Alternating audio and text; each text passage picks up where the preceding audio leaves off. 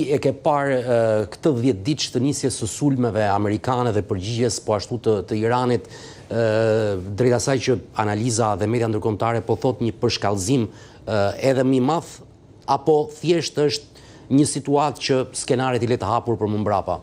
Domthonë çdo skenar është tavolinë. Domthonë është fakt që le të themi furnizimet e ushtrisë amerikane, po kështu edhe si nga ana logjistike, po kështu edhe nga arma e municioneve, po kështu edhe aseteve ushtarake janë të tillë që janë në rritje, domthonë në shritur prezencë atyre në rajon. Dhe kjo të bën, domthonë thjesht le të themi një prani e shtuar ushtarake në rajon, thjesht domthonë rrit më tepër stekën, edhe bën domthonë më probabël që le të themi kjo përplasje fundit të vazhdojë.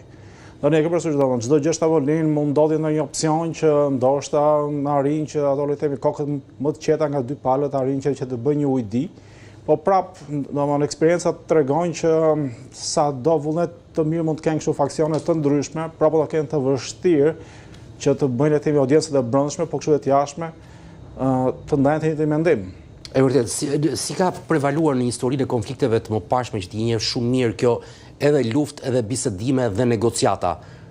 Është varianti më i mirë i mundshëm në konflikte të tilla të përmasave SBA-Iran?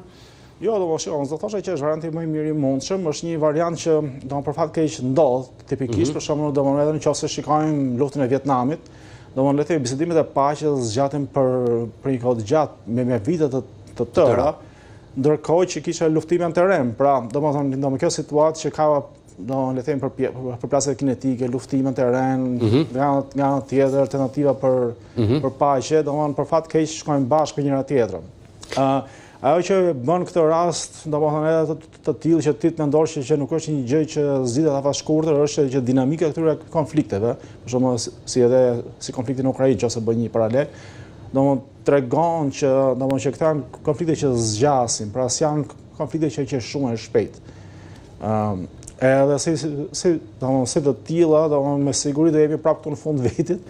Do flasim sërish për Iranin dhe i fazë të re në të cilin ndodhet.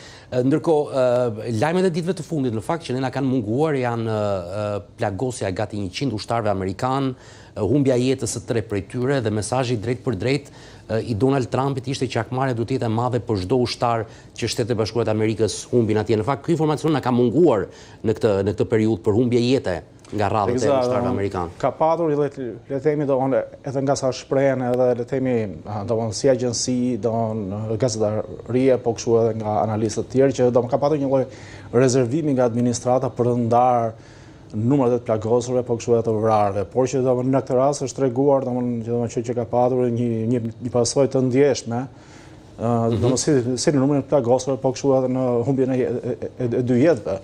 Pra, prapë është një situatë që sa më shumë kohë kalon, aq më shumë intensifikohet edhe jo për mirë, për fat keq. Pra, kjo më bën të mendoj që këto përpjekje do vazhdojnë. Le të themi rritja e retorikës, nga dy palët, thjesht se bëjnë gjë më të lehtë, përkundrazi, validojnë gjithë ato stereotipet që njerëzit kanë për njëri tjetrin, edhe që janë të mira. E vërtet.